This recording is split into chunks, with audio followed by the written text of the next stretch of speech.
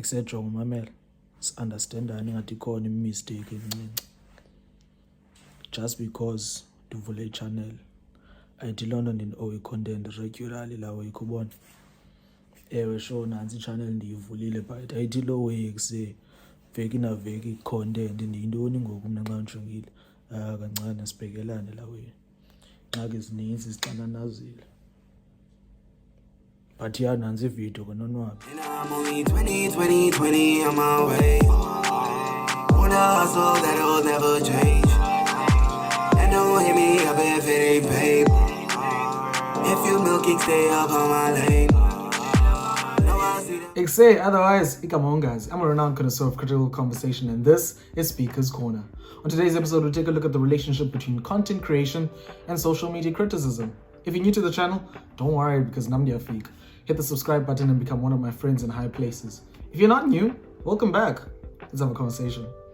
As with any business, your product as a creator is at the mercy of the scrutiny of the consumer, probably none more so than in the entertainment industry. As a creator myself, I like to view all my work as conversation pieces. So with anything I do, I always ask myself, what do I want people to talk about? However, just because you started a conversation doesn't mean you get to control its direction. As written in the book of Twitterlations, agenda must agenda.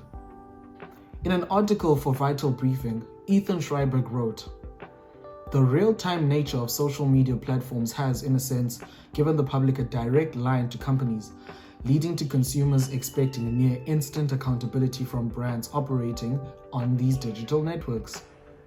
Now, as tempting as it might be to be quick with the replies, it's not always a good idea.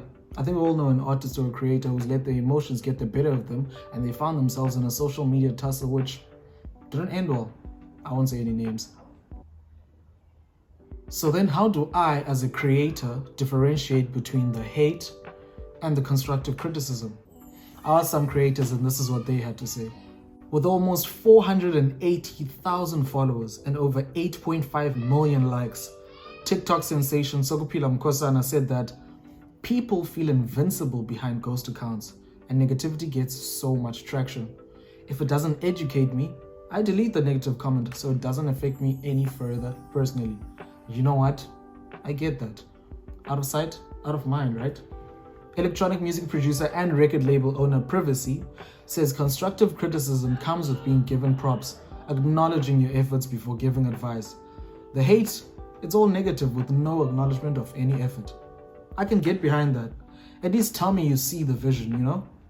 Now there are two sides to this coin and I wouldn't be on the money if I didn't acknowledge that.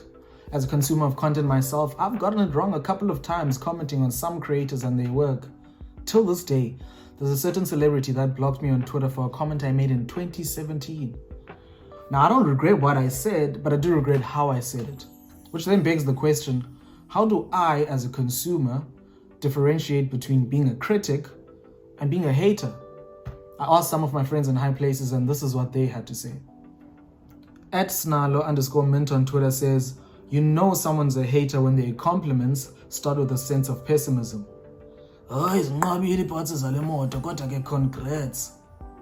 Listen here. If someone says to me, congrats.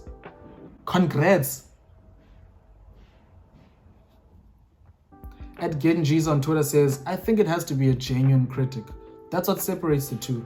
A concern about the work needs to be shown and you in some sense need to be knowledgeable about the thing." I'm not mad at that either, honestly, because it's easy to accept criticism from people in the same industry as yourself. I think we can all agree that this conversation is an open-ended one. One thing's for sure though, both parties could do a lot better in how they give and receive criticism respectively. I also think that any form of communication via text will always leave room for misinterpretation. Now, if you've made it this far, I need you to head down to the comments and leave an Ngazii so I can look at it and ignore it. As always, I'll leave you with some valuable Yan talk. The apple won't fall far or near the tree if you don't plant the seed in the first place. Second half. Yeah, like I'm aware, that's why I see I got no time to spare. Yes, I've gotta get ahead, head in the keep go time. Though I tend to get tired, cause I've been going on.